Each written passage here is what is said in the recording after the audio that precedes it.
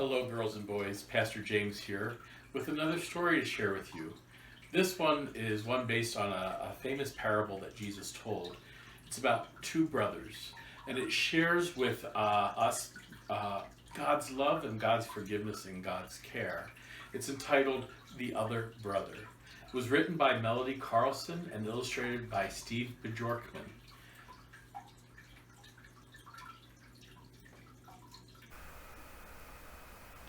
The Other Brother. There was a man who had two boys, his only sons, his pride and joy.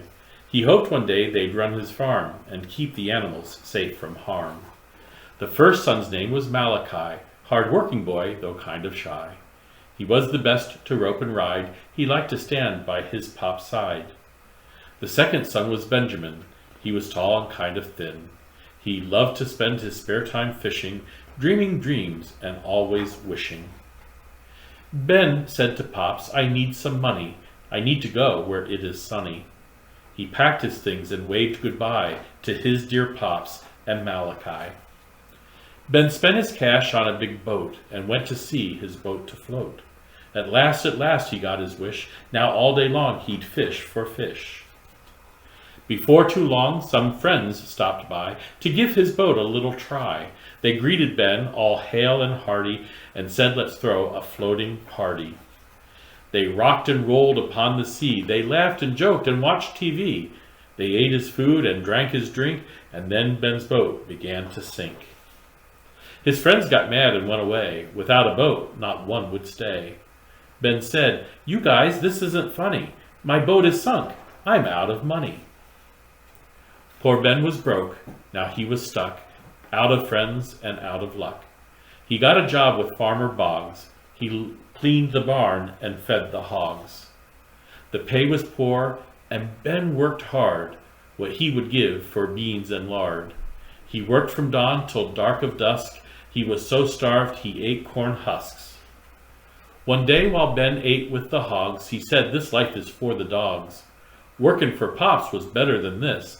He thought of all the things he missed. And so Ben told old Boggs goodbye. He would go home, his luck to try. He hoped his Pops would take him in to feed the pigs and clean their pen.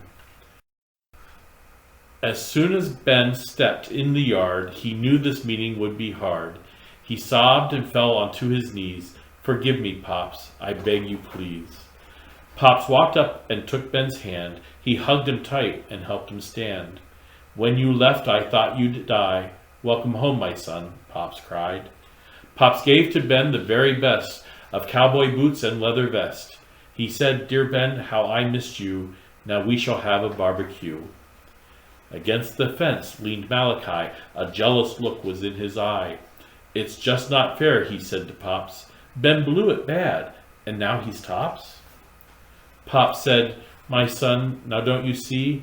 What's mine is yours. You stayed with me. When Ben left home, we feared him dead. Now he's back. Let's rejoice instead." I hope you enjoyed the story of these two brothers and about God's love.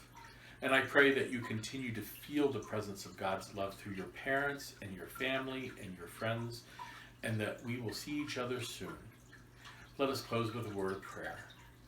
Gracious one, I thank you for my dear friends and ask that you might continue to bless them, that they might find that blessing around them as they play outdoors, as they continue to find protective shelter under their roofs, and as they continue to know your love through their family, their neighbors. I pray that you might continue to be with us until we meet again. For this I ask in Jesus' name. Amen.